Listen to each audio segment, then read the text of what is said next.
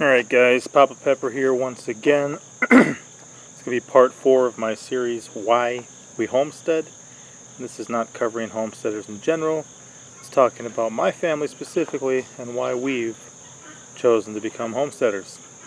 In part 1, I talked about wanting to be together as a family. In part 2, I talked specifically about why we want to be together as a family. And in part 3, I talked about our goal to be debt-free and how homesteading seemed like a good path for that as well. So since we've made the choice to be together as a family, since we've made the choice to avoid debt bondage,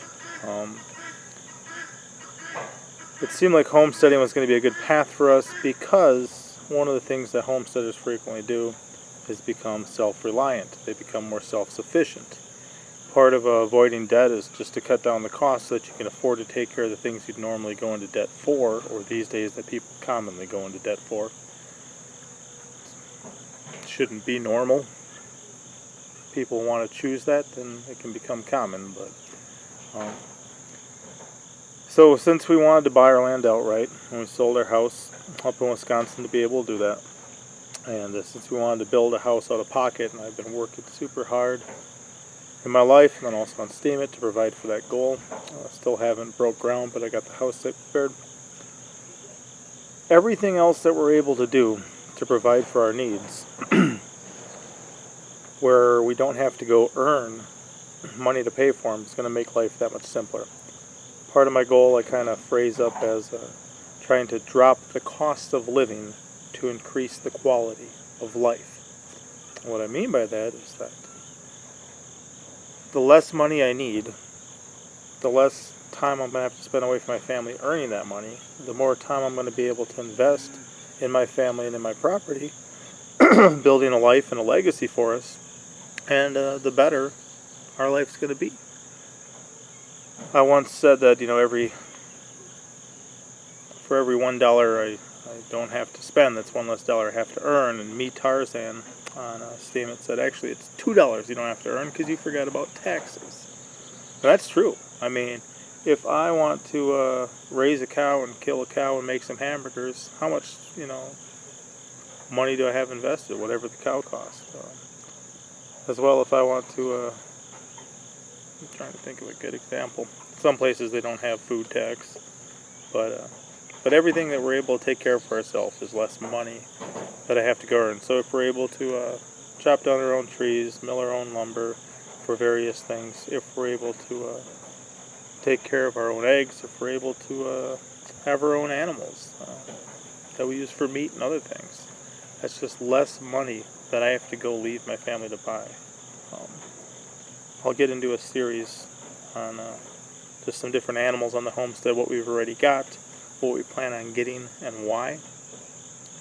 But part of it was just, if I'm taking the homesteading path, if I'm able to be with my family and teach my family, if we're able to have a garden, take care of a lot of our own food needs, if we're able to learn those different skills too, like even with having a garden, I can have plenty of perennial plants that are there every year, and I mean even up to trees and shrubs and vines and things like that. I can also learn to propagate them, make more food for ourselves, part of being self-sufficient, but then also be able to have extra to trade, barter, sell, things like that. And same thing with the animals.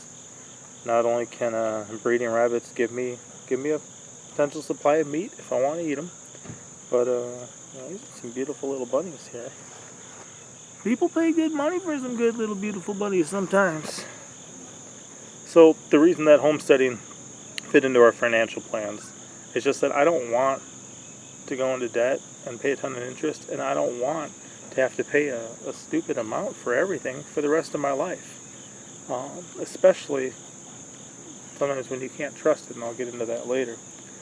So to be self-sufficient, to learn skills, to be able to teach my children skills, and even that, to work together as a team, do you know how valuable that is?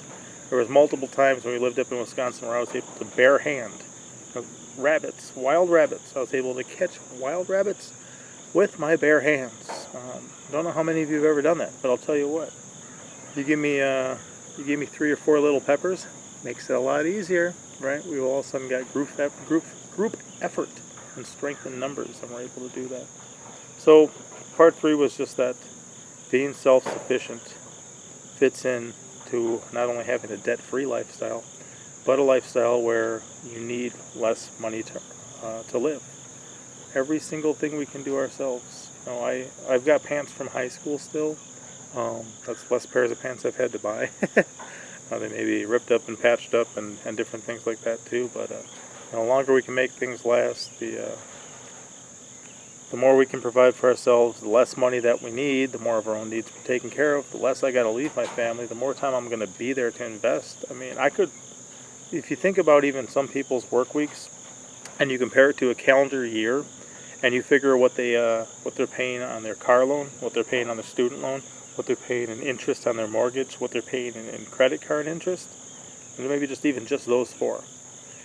Take those, total that up for the year, and figure out how many 40-hour work weeks they got to put in out of that year just to pay interest. I don't want to leave my family for weeks on end to pay somebody else money because I wanted something quick and easy and now and didn't want to save. So, yep, self-sufficient equals less money you need, equals one of the reasons that we wanted to homestead. Hop out.